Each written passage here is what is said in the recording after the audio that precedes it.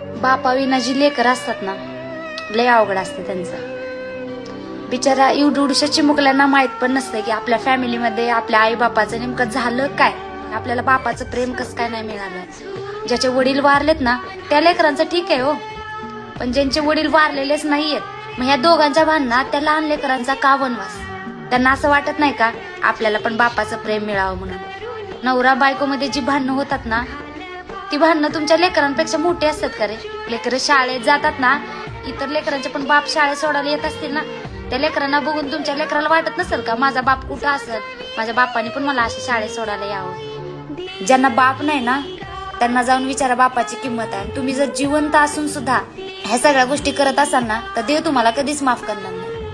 कधी एकांतात वेळ भेटला ना, तर आपल्या लेकराला ना एका शांत ठिकाणी जाऊन विचारा, पप्पांची आठवण येते का रे.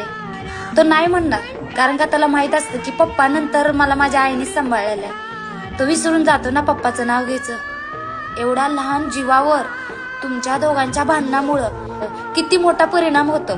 जेवढी लोक आता आपल्या लेकरांपासून दूर राहतात ना, त्या लोकांनी एकत्र येऊन तुमची भांडणं मिटवा आणि परत एकत्र या, लेकरांसाठी एकत्र या. कारण त्या चिमुकल्यांनी ना कसल्याच प्रकारचा गुन्हा केलेला नसतो.